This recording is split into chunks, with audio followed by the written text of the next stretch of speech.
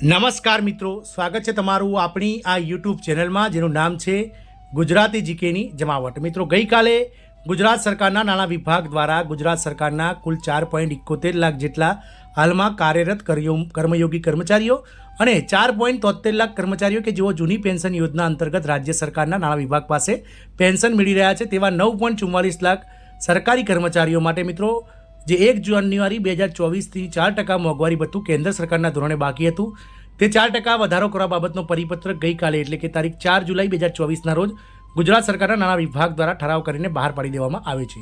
જાણીશું આજના વિડીયોમાં કે મિત્રો આ જે ઠરાવ છે તેમાં મિત્રો 1 જાન્યુઆરી 2024થી લઈ અને 30 જૂન 2024 એમ કુલ 6 મહિનાનું જે બાકી એરિયસ છે મિત્રો આ ડીએનું 4% લેખે એ તમામ કર્મચારીઓને કેટલું એરિયસ કેટલા હપ્તામાં ચૂકવવામાં આવશે। ઘણા જે કર્મચારીઓ છે જે આપણી ચેનલ સાથે જોડાયેલા છે તેમણે મિત્રો પ્રશ્ન કર્યો છે, તેમને શંકા છે કે મિત્રો જુલાઈ મહિનાના પગાર સાથે તો કંઈ વધીને આવ્યું નથી, તો તેમના માટે આ ખાસ વિડીયો બનાવી છે, તો વિડીયોના અંત સુધી બનાવી રહેશો। અને જો ચેનલમાં તમે નવા હોય તો અમારી ચેનલને મિત્રો સબસ્ક્રાઇબ કરી બાજુમાં રહેલું બેલ આઇકોન દબાવી ઓલ નોટિફિકેશન ઓન કરી લેજો, જેથી કરીને ચેનલ પર મૂકવામાં આવતા ભરતીઓના નોટિફિકેશન, ભરતીઓના પરિણામ, જીકેના વિડીયોઝ, સરકારી કર્મચારી પેન્શન યોજનાને લગતા પરિપત્રો તમને સરળતાથી ચેનલના માધ્યમથી ઉપલબ્ધ થઈ જાય।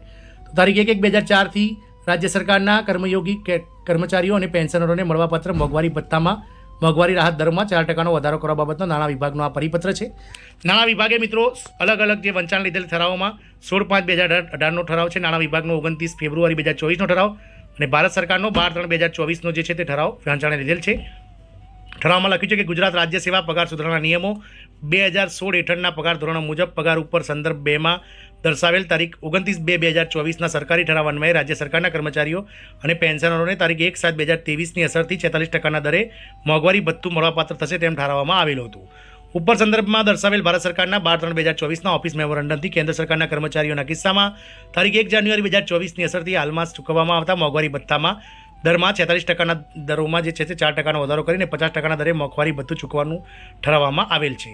રાજ્ય સરકારના કર્મચારીઓ અને પેન્શનરોના મોંઘવારી ભથ્થામાં પ્રવર્તમાન 46%ના દરમાં તારીખ 1/1/2024થી 4%નો વધારો કરી 50% કરવા અંગેની બાબત સરકારશ્રીની વિચારણા હેઠળ હતી। પુખ્ત વિચારણાના અંતે રાજ્ય સરકારના કર્મચારીઓ અને પેન્શનરોના કિસ્સામાં નીચે દર્શાવ્યા મુજબના દરે મોંઘવારી ભથ્થું મંજૂર કરવામાં આવ્યું છે।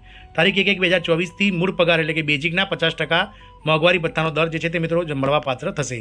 રાજ્ય સરકાર અને પંચાયતના કર્મચારીઓને જાન્યુઆરી 2024થી જૂન 2024 સુધીના મળવાપાત્ર મોંઘવારી ભથ્થાના પગારની તફાવતની રકમ 3 હપ્તાના રોકડમાં ચૂકવવામાં આવશે। પ્રથમ હપ્તો જે છે તે મિત્રો જાન્યુઆરી અને ફેબ્રુઆરી 2024નો 2 મહિનાનો હપ્તો, જે જુલાઈ માસનો પગાર જે છે આ મહિનો એટલે કે 7મો મહિનો ચાલી રહ્યો છે તેનો પગાર પેઇડ ઇન ઓગસ્ટમાં જે આવશે, એટલે કે જુલાઈ મહિનાનો જે પગાર છે તે મિત્રો 25 જુલાઈથી લઈ અને 10 ઓગસ્ટ સુધી રાજ્યના અલગ અલગ 26 વિભાગો દ્વારા કરવામાં આવતો હોય છે। તો જે જુલાઈ મહિનાનો પગાર આવશે મિત્રો 25 જુલાઈથી લઈ અને 10 ઓગસ્ટ સુધીમાં, તેમાં મિત્રો પ્રથમ હપ્તો જાન્યુઆરી અને ફેબ્રુઆરી મહિનાનું એરિયસ મળશે। બીજો હપ્તો માર્ચ અને એપ્રિલ 2024નો જે છે તે ઓગસ્ટ માસનો પગાર જે પેઇડ ઇન સપ્ટેમ્બર એટલે કે 25 ઓગસ્ટથી લઈ અને 10 સપ્ટેમ્બર સુધી રાજ્યના 26 વિભાગો દ્વારા જે અલગ અલગ પગાર તારીખે પગાર થતો હોય છે ઓગસ્ટ મહિનાનો, તેમાં મિત્રો ચૂકવવામાં આવશે બીજો હપ્તો। ત્યારબાદ ત્રીજો હપ્તો જે છે મે અને જૂન મહિનાનો, તે સપ્ટેમ્બર માસનો પગાર જે 25 સપ્ટેમ્બરથી લઈ અને 10 ઓક્ટોબર સુધીમાં રાજ્ય સરકારના વિવિધ વિભાગોમાં થતો હોય છે તેમાં મિત્રો મળી જશે। મિત્રો રાજ્ય સરકારના પેન્શનરોને જાન્યુઆરી 2024થી જૂન 2024 સુધી મળવાપાત્ર હંગામી વધારાના તફાવતની રકમ રોકડમાં ઉપર મુજબ હપ્તામાં ચૂકવવાની રહેશે। મોંઘવારી પ્રમાણે ભથ્થામાં 50 પૈસા અને 50 પૈસા તેનાથી વધુ ચૂકવણી આખા રૂપિયા પ્રમાણે થશે અને 50 પૈસા કરતાં ઓછી રકમને ગણતરીમાં લેવામાં આવશે નહીં। આ હુકમો જેમના પ્રોવિડન્ટ ફંડ ખાતા રાજ્ય સરકાર હસ્તગત છે તેવા રાજ્ય સરકારના તમામ કર્મચારીઓ તથા પંચાયત કર્મચારીઓ, માધ્યમિક શાળાઓ અને ઉચ્ચતર માધ્યમિક શાળાઓના શૈક્ષણિક અને બિન શૈક્ષણિક કર્મચારીઓ, સહાયક અનુદાન મેળવતી બિન સરકારી શાળાઓ સંસ્થાઓ જેમના કર્મચારીઓને રાજ્ય સરકારની મંજૂરીથી 7મા પગાર પંચ અન્વયે પગાર સુધારણાનો લાભ આપવામાં આવેલ છે તેવા તમામ કર્મચારીઓને લાગુ પડશે।